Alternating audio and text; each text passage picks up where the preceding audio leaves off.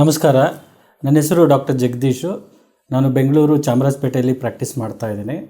Basically acne vulgaris ಅಥವಾ pimple ಅನ್ನೋದು hormone ಅಥವಾ ಜೀನ್ ಇನ್ಫ್ಲುಯೆನ್ಸ್ ಕಂಡೀಷನ್ ಅಂತ ಹೇಳ್ತೀವಿ. ಅಂದರೆ ಹಾರ್ಮೋನ್ ಚೇಂಜಸ್ ಅಥವಾ ವಂಶ ಪಾರಂಪರಿಕವಾಗಿ ಕೆಲವರಲ್ಲಿ ಕಾಣಿಸ್ಕೋಬೋದು. ಇದು ಕಾಮನ್ನಾಗೆ ಬೆಳೆಯೋ ಟೈಮು ಅಥವಾ ಪ್ಯುಬರ್ಟಿ ಅಂತ ಏನು ಹೇಳ್ತೀವಿ, ಆ ಟೈಮಲ್ಲಿ ತುಂಬ ಕಾಣಿಸ್ಕೊಳ್ಳುತ್ತೆ. ಬೋತ್ ಗಂಡು ಮಕ್ಕಳಲ್ಲಿ ಮತ್ತು ಹೆಣ್ಣು ಮಕ್ಕಳಲ್ಲಿ ಇಬ್ಬರಲ್ಲೂ ಸಮಾನ ರೀತಿಯಲ್ಲಿ ಇರುತ್ತೆ. ಬಟ್ ಕಾಮನ್ನಾಗಿ ಸ್ವಲ್ಪ ಹೆಣ್ಣು ಮಕ್ಕಳಲ್ಲಿ ಜಾಸ್ತಿ ಕಾಣಿಸ್ಕೋಬೋದು. ತುಂಬಾ ಹಾರ್ಮೋನ್ ವೇರಿಯೇಷನ್ಸ್ ಆಗೋದ್ರಿಂದ ಕಾಮನ್ ಆಗಿರುತ್ತೆ. ಮುಖ್ಯ ಕಾರಣಗಳಲ್ಲಿ ಒಂದು ಹಾರ್ಮೋನ್ ಚೇಂಜಸ್ ಆದರೆ ಬೇರೆ ರೀಸನ್ಸನ್ನು ತುಂಬಾ ಇರುತ್ತೆ ಈ ಆ್ಯಕ್ನೆ ಅಥವಾ ಪಿಂಪಲ್ ಅಥವಾ ಮೊಡವೆಗಳು ಬರಲಿಕ್ಕೆ. ಅವುಗಳು ಯಾವಪ್ಪ ಅಂದರೆ, ಒಂದು sudden changes in life style ಅಥವಾ ಫುಡ್ ಹ್ಯಾಬಿಟ್ಸು, ಅಥವಾ ನೀವೇನು ಡೈಲಿ ರೊಟೀನಾಗಿ ಏನು ತೊಗೊಳ್ತಿರೋ ಅದರಿಂದಲೂ ತುಂಬ ಚೇಂಜಸ್ ಆಗೋ ಚಾನ್ಸಸ್ ಇರುತ್ತೆ. ಅದು ಹಾರ್ಮೋನಲ್ ವೇರಿಯೇಷನ್ಸ್ ಆಗಿ ಅದರ ಪರಿಣಾಮಗಳು ಚರ್ಮದ ಮೇಲೆ ಬರುತ್ತೆ. ಮತ್ತು ಬೇರೆ ಕಾರಣಗಳಂದರೆ ಲೈಕ್ ಈ ಅಡಲ್ಟ್ಸ್ ಅಂತ ಏನು ಅಂತೀವಿ ನಾವು, ಅವರಲ್ಲಿ ಕ್ಲಿಯರ್ ಸ್ಕಿನ್ ಇರುತ್ತೆ. ಬಟ್ ಆದ್ರೂ ಸೋಷಿಯಲ್ ಮೀಡಿಯಾದಿಂದ ಇನ್ಫ್ಲೂಯೆನ್ಸ್ ಆಗಿಬಿಟ್ಟು ಏನೇನೋ ಟ್ರೈ ಮಾಡೋಕ್ಕೆ ಹೋಗಿ ಅದರಿಂದ ಆ್ಯಕ್ನೆ ಶುರುವಾಗುತ್ತೆ. ಅದನ್ನು ನಾವು ಕೆಮಿಕಲ್ ಹಾರ್ಮೋನಲ್ ಕೊಮಡೋನಿಕಸ್ ಅಂತೀವಿ.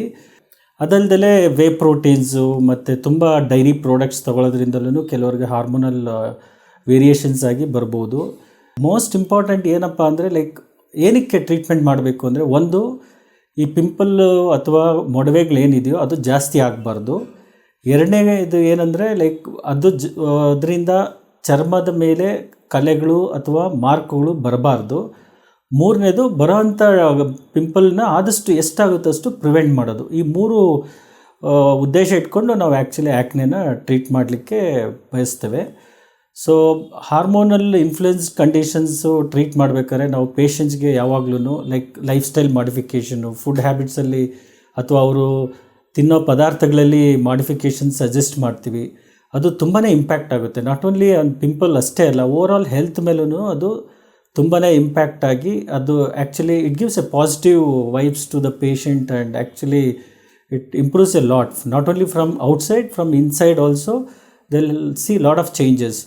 ಫಾರ್ ಎಕ್ಸಾಂಪಲ್, ರೆಗ್ಯುಲರ್ ಎಕ್ಸಸೈಸ್ ಆಗಲಿ, ರೆಗ್ಯುಲರಾಗಿ like food habits, controlled diet ಅಥವಾ green leafy vegetables, fibre diets ಇಂಥದ್ದು ತೊಗೊಳೋದ್ರಿಂದ ಸ್ಕಿನ್ನೂ ಹೆಲ್ತಿಯಾಗಿರುತ್ತೆ.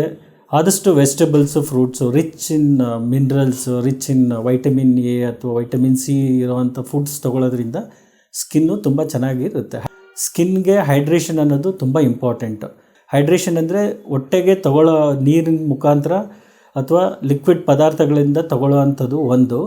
ಇನ್ನೊಂದು, ಸ್ಕಿನ್ನ ಹೈಡ್ರೇಟ್ ಮಾಡೋದಂದರೆ ಸ್ಕಿನ್ಗೆ ಮಾಯ್ಶ್ಚರೈಸರ್ಸ್ ಅಂಥದ್ದು, ಲೈಟ್ ಮಾಯ್ಶ್ಚರೈಸರ್ಸ್ ಹಚ್ಕೊಂಡು ಅದನ್ನು ಸಾಫ್ಟಾಗಿ ಸ್ಮೂತಾಗಿ ಇಟ್ಕೊಳ್ಳೋದು. ಯಾಕಂದರೆ ಚರ್ಮದಲ್ಲಿ ನಿಮ್ಗೇನಾದರೂ ಜಾಸ್ತಿ ಇರಿಟೇಷನ್ನು, ಇನ್ಫ್ಲಮೇಷನ್ನು ಆದರೆ that itself can stimulate local hormones and can trigger comedones ಅಥವಾ ಲೋಕಲಲ್ಲಿ ಅದು ಪಿಂಪಲ್ಸ್ ಫಾರ್ಮೇಷನ್ ಆಗೋ ಚಾನ್ಸಸ್ ಇರುತ್ತೆ. ಒಳ್ಳೆ ನಿದ್ದೆನೂ ಇಂಪಾರ್ಟೆಂಟು. ಸೊ ಚೆನ್ನಾಗಿ ನಿದ್ದೆ ಮಾಡಬೇಕು. ಲೈಕ್ ಟೈಮ್ ಟು ಟೈಮ್ ನಿದ್ದೆ ಮಾಡಬೇಕು. ಯಾವಾಗಲೂ ಲೈಕ್ 1 ಗಂಟೆಗೆ ನಿದ್ದೆ ಮಾಡಿಬಿಟ್ಟು ರಾತ್ರಿ ಬೆಳಗ್ಗೆ 9 ಗಂಟೆಗೆ ಎದ್ದೇಳೋದು, still they may say like ನಾನು 8 ಗಂಟೆ ಮನಗಿದ್ದೆ, 9 ಗಂಟೆ ಮನಗಿದ್ದೆ ಅಂತ. That is not the right way of maintaining your health. So always go to bed early and wake up early, do early morning exercise or yoga or meditation, whatever is comfortable for you, and maintain your health.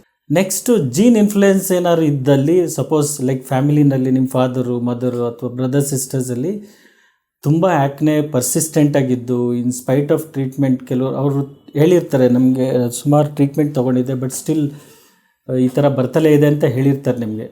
So ಆಗ ಅದಕ್ಕೆ remedy ಅಂತ ಅಂದರೆ, like as much as possible ಎಷ್ಟಾಗುತ್ತೋ ಅಷ್ಟು ನಿಮ್ಮ lifestyle ಮಾಡಿಫಿಕೇಷನ್ನ correct ಮಾಡಿಕೊಂಡು, if it is inevitable pimple ಬಂದಾಗ treatment ತೊಗೊಳ್ಳೇಬೇಕಾಗುತ್ತೆ.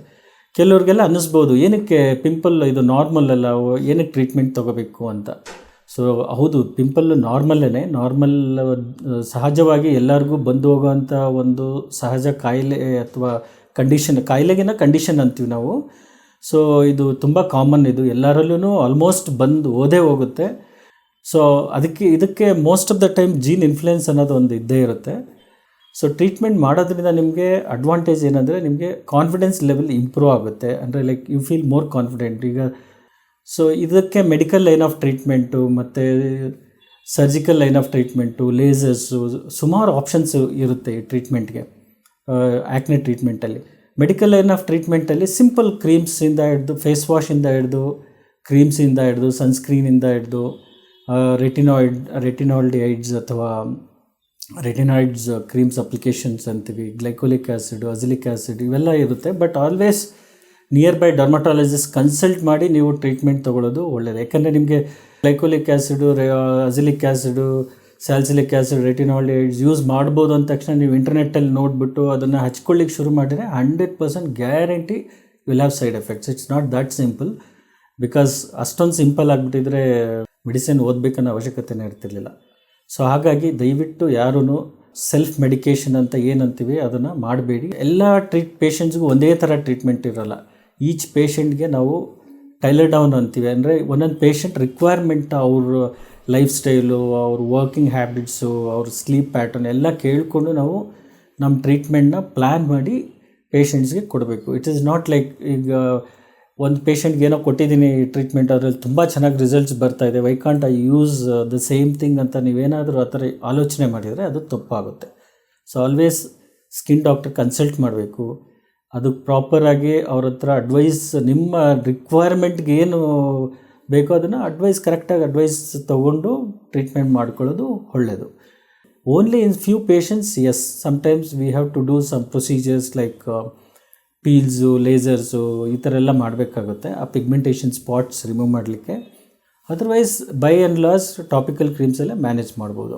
So coming to this lasers part, ಲೇಸರಲ್ಲಿ ನಿಮಗೆ as a said like variations ಇರುತ್ತೆ ತುಂಬನೇ ಲೇಸರ್ಸಲ್ಲೂ. ಅದರಲ್ಲಿ ಯೂಶಲಿ ಲೇಸರ್ಸಲ್ಲಿ ಡೌನ್ ಟೈಮ್ ಅನ್ನೋದು ಇರುತ್ತೆ, minimum 5 to 7 days down time ಅಂತಿರುತ್ತೆ. ಆ ಪೀರಿಯಡಲ್ಲಿ ಲೇಸರ್ ಮಾಡಿದ ನಂತರ ಕೆಲವರಿಗೆ ಅದ್ರ ಮೇಲೆ ಮುಖದ ಮೇಲೆ ಎದ್ದು ಕಾಣಿಸೋ ಥರ ಚಾನ್ಸಸ್ ತುಂಬಾ ಇರುತ್ತೆ. ಸೊ ಅದನ್ನು ಡೌನ್ ಟೈಮ್ ಅಂತೀವಿ. ಅದನ್ನು ಓವರ್ಕಮ್ ಮಾಡಲಿಕ್ಕೆ ಯೂಶಲಿ ನಾವು ಕೆಲವು ಸಜೆಷನ್ಸ್ ಕೊಡ್ತೀವಿ, so that we can reduce that down time as much as possible and you will feel better with that treatment. So down time avoid ಮಾಡಲಿಕ್ಕೆ ಬೇರೆ ಥರ ಡಿವೈಸ್ ಬೇಸ್ ಟ್ರೀಟ್ಮೆಂಟ್ಸ್ ಇದ್ದಾವೆ ನಮ್ಮಲ್ಲಿ. ಫಾರ್ ಎಕ್ಸಾಂಪಲ್ MNRF ಅಂತ ಇರುತ್ತೆ. ಕೆಲವು MNRF ಮತ್ತು CO2 laser ಜೊತೆಗೆ PRP GFC ಅಂತ ಮಾಡ್ತೀವಿ. ಆ್ಯಕ್ನೆನಲ್ಲಿ ಯೂಶಲಿ ಇದು ಗ್ರೇಡ್ 1 to 4 ಅಂತ ಇರುತ್ತೆ. Grade 4 sometimes medical line of treatment, lasers, peels ಇವೆಲ್ಲ ಮಾಡಬೇಕಾಗುತ್ತೆ. ಸೊ ಪೀಲ್ಸಲ್ಲಿ ನಿಮಗೆ ಡಿಫ್ರೆಂಟ್ ಟೈಪ್ಸ್ ಇರುತ್ತೆ. ಲೈಕ್ ಸಿಂಪಲ್ ಕೆಮಿಕಲ್ ಪೀಲ್ಸಿಂದ like superficial, deep and medium depth peels ಅಂತ ಮಾಡ್ತೇವೆ. So depending on the requirement we plan that chemical peels. So other than these two options, there is one more option called as surgical scar revision acne scar surgeries ಅಂತೀವಿ. Acne scar ಸರ್ಜರೀಸಲ್ಲಿ so ತುಂಬ grade 4 acne ಕೆಲವರಲ್ಲಿ ಇರುತ್ತಲ್ಲ, ಅವರಲ್ಲಿ ತುಂಬ deep scars ಇರುತ್ತೆ. ಅಂದರೆ worst scars on the face ಅಂತೀವಿ. ಲೈಕ್ ತುಂಬ ಎರಾಟಿಕ್ ಆಗಿರುತ್ತೆ, ಒಂದು ಶೇಪ್ ಅನ್ನೋದು ಇರೋದಿಲ್ಲ, ಹೇಗೇಗೋ ಇರುತ್ತೆ. ಅಂಥವನ್ನೆಲ್ಲನೂ ಸಮ್ಟೈಮ್ಸ್ ನಾವು ಸಬ್ಸಿಷನ್ ಅಂತ ಮಾಡ್ತೀವಿ, ಸ್ಕಾರ್ ರಿವಿಷನ್ ಅಂತ ಮಾಡ್ತೀವಿ. ಅದು ತುಂಬ ಗ್ರ್ಯಾಟಿಫೈಯಿಂಗ್ ರಿಸಲ್ಟ್ಸ್ ಕೊಡುತ್ತೆ. ಯಾಕೆಂದರೆ ನಿಮಗೆ you will start seeing instantly within few days the difference. So ಇದ್ರ ಜೊತೆಗೆ ಲೇಸರ್ಸ್ ಕಂಬೈನ್ ಮಾಡಿ ಅಥವಾ MNRF ಕಂಬೈನ್ ಮಾಡಿದಾಗ ಅದರ ಎಫೆಕ್ಟು ತುಂಬ ಚೆನ್ನಾಗಿ ಬರುತ್ತೆ. ಸೊ ಈ ಥರ ಎಲ್ಲ ಇರುತ್ತೆ ಟ್ರೀಟ್ಮೆಂಟ್ ಆಪ್ಷನ್ಸಲ್ಲಿ. ಸೊ ಯಾವುದೇ ಕಾರಣಕ್ಕೂ ಟ್ರೀಟ್ಮೆಂಟ್ ತಗೊಳ್ಳೋದಕ್ಕಿಂತ ಮುಂಚೆ ಪೇಷಂಟ್ ಯಾವಾಗಲೂ whether I can take this treatment regularly or not ಅನ್ನೋದು ಯೋಚನೆ ಮಾಡಬೇಕು. ಪ್ಲಸ್ ಆ ಟೈಮ್ನ ಸ್ಪೆಂಡ್ ಮಾಡೋಕ್ಕೆ ರೆಡಿ ಇರಬೇಕು. ಪ್ಲಸ್ ಸ್ಕಿನ್ನ ಕೇರ್ ಮಾಡೋದಕ್ಕೂ ರೆಡಿ ಇರಬೇಕು. ಸುಮ್ಮನೆ ಪ್ರೊಸೀಜರ್ ಮಾಡಿಸ್ಕೊಂಬಿಟ್ಟು ಬಟ್ಟೆ ಆಚೆ ಎಲ್ಲ ಓಡಾಡಿಬಿಟ್ರೆ ಆ್ಯಕ್ಚುಲಿ ಚರ್ಮಕ್ಕೆ ತೊಂದರೆ ಆಗುತ್ತೆ. ಮಾಡಿದವ್ರಿಗೂ ಪ್ರಾಬ್ಲಮ್ ಅನಿಸುತ್ತೆ, ಮಾಡಿಸ್ಕೊಂಡವ್ರಿಗೂ ಇನ್ನೂ ಪ್ರಾಬ್ಲಮ್ ಅನಿಸುತ್ತೆ. ಸೊ ಹಾಗಾಗಿ ಯಾವತ್ತೂ ನೀವು ಪ್ರೊಸೀಜರ್ ಮಾಡಿಸ್ಕೊಂಡಾದ ನಂತರ whether you can really take care of that skin or not ಅನ್ನೋದು ಫಸ್ಟ್ ನಿಮಗೆ ನೀವು ಕ್ವಶನ್ ಕೇಳಿಕೊಂಡು ನೀವು ಕನ್ವಿನ್ಸ್ ಆದಮೇಲೆ ಮಾಡಿಸ್ಕೊಳ್ಳೋದು better. Most of the skin ಕಂಡೀಷನ್ಸಲ್ಲಿ ಡಾಕ್ಟರ್ಸ್ ರೋಲ್ ಬಂದ್ಬಿಟ್ಟು 25% ಇದ್ದರೆ ಇನ್ನು 75% ಪೇಷಂಟ್ಸ್ ರೋಲ್ ಇರುತ್ತೆ. ನಾವು ಕರೆಕ್ಟ್ ಟ್ರೀಟ್ಮೆಂಟ್ ಕೊಡ್ಬೋದು, ಈಗೆಲ್ಲ ಹೀಗೆ ಅಂತ ನಾವು ಹೇಳ್ಬೋದು. But ultimately patient has to apply, patient has to take care of their skin and their body also has to respond to that particular treatment. So ಈ ಥರ ಸುಮಾರು ಕಾಂಪ್ಲೆಕ್ಸಿಟೀಸ್ ಇರುತ್ತೆ. It's not just simple treatment ಅಂತ ಏನು ಇರೋದಿಲ್ಲ. And most of the time patients ಯಾವ ಥರ expect ಮಾಡ್ತಾರೆ ಅಂದರೆ, ಒಂದು ಸರಿ ಡಾಕ್ಟರ್ ಹತ್ರ ಹೋಗಿ ಕನ್ಸಲ್ಟ್ ಮಾಡಿಬಿಟ್ರೆ ಅವ್ರ ಪ್ರಾಬ್ಲಮ್ ಎಲ್ಲ ಚಿಟಿಕೆ ಹೊಡೆದಂಗೆ ಹೊಟ್ಟೋಗ್ಬಿಡ್ಬೇಕು ಅಂತ. ಅಷ್ಟೊಂದು ಈಸಿ ಇರಲ್ಲ. Skin it will take its own time to respond. ಒಂದು ಸಿಂಪಲ್ ಮೇಲ್ಗಡೆ ಒಂದು ಲೇಯರ್ ಚೇಂಜ್ ಆಗಬೇಕಂದ್ರೆ 21ರಿಂದ 27 ದಿವಸ ಬೇಕಾಗುತ್ತೆ.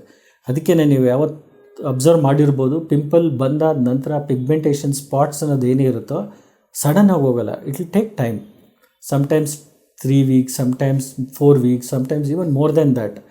ಸೊ ನಮ್ಮ ಪ್ರಾಕ್ಟೀಸಲ್ಲಿ ನಾವೇನು ನೋಡಿದ್ದೀವಿ ಅಂದರೆ, ಪೇಷಂಟ್ಸ್ ಆಫ್ ಲೇಟು ತುಂಬಾ ಸೆನ್ಸಿಟಿವ್ ಸ್ಕಿನ್ ಪೇಷಂಟ್ಸ್ ನೋಡ್ತಾ ಇದ್ವಿ. ಎಸ್ಪೆಷಲಿ ಅಟೋಪಿಕ್ ಸ್ಕಿನ್ ಅಂತ ಏನು ಹೇಳ್ತೀವಿ, ಅವರು ತುಂಬಾ ಕಾಮನ್ ಆಗೋಗ್ಬಿಟ್ಟಿದ್ದಾರೆ. ಅದರಿಂದ ಪಿಗ್ಮೆಂಟೇಷನ್, ಪಿಂಪಲ್ ಬಂದ ತಕ್ಷಣ ಪಿಗ್ಮೆಂಟೇಷನ್ ಉಳ್ಕೊಂಡ್ರೆ ಅದು ಅಷ್ಟು ಈಸಿಯಾಗಿ ಟ್ರೀಟ್ಮೆಂಟ್ಗೂ ಹೋಗೋದಿಲ್ಲ ಬೇಗ. ಸೊ ಅಂಥವರಲ್ಲಿ ನಾವು moisturiser, yes, we advise them compulsorily to use moisturiser. But again ಮಾಯ್ಶ್ಚರೈಸರಲ್ಲಿ ತುಂಬ ವೆರೈಟೀಸ್ ಇರುತ್ತೆ. ಅದನ್ನು ನೋಡಿಕೊಂಡು ಆ ಪರ್ಟಿಕ್ಯುಲರ್ ಸ್ಕಿನ್ಗೆ, ಆ ಪರ್ಟಿಕ್ಯುಲರ್ ಪೇಷಂಟ್ಗೆ, because it depends on what kind of skin type you have ಅನ್ನೋದು, ಅಥವಾ whether it is oily skin, whether it is dry, whether it is mixed type of skin, ಇದನ್ನು ನೋಡಿಕೊಂಡು ನಾವು ಮಾಯ್ಶ್ಚರೈಸರ್ಸ್ನು ಸಜೆಸ್ಟ್ ಮಾಡ್ತೀವಿ. ಕೆಲವು ಪೇಷಂಟ್ಸ್ ತುಂಬಾ ವರ್ಸ್ಟ್ ಆ್ಯಕ್ನೇಸ್ ಇರುತ್ತೆ, ಅವ್ರಿಗೇನು ಅನಿಸೋದಿಲ್ಲ. ಕೆಲವ್ರಿಗೆ ಒಂದು ಪಿಂಪಲ್ ಅನ್ನೋದು ತುಂಬ ದೊಡ್ಡ ಪ್ರಾಬ್ಲಮ್ ಥರ ಕಾಣಿಸ್ಕೊಳ್ಳುತ್ತೆ. ಹಾಗಾಗಿ ನೆಗ್ಲೆಕ್ಟ್ ಮಾಡೋ ಅಂಥದ್ದು ಏನೂ ಇರೋಲ್ಲ ಇದರಲ್ಲಿ. It depends on each individual. Of course individual requirement ಮೇಲೆ ಹೋಗ್ತಿರುತ್ತೆ, ಅದು ನೋಡಿಕೊಂಡು ನಾವು ಟ್ರೀಟ್ಮೆಂಟ್ ಕೊಡ್ತೇವೆ. ಸೊ ಈ ಥರ ಎಲ್ಲ ವೇರಿಡ್ ಕಂಡೀಷನ್ಸ್ ಇರೋದ್ರಿಂದ acne is a simple condition to treat, but at the same time it needs lot of effort from both doctor as well as patient side.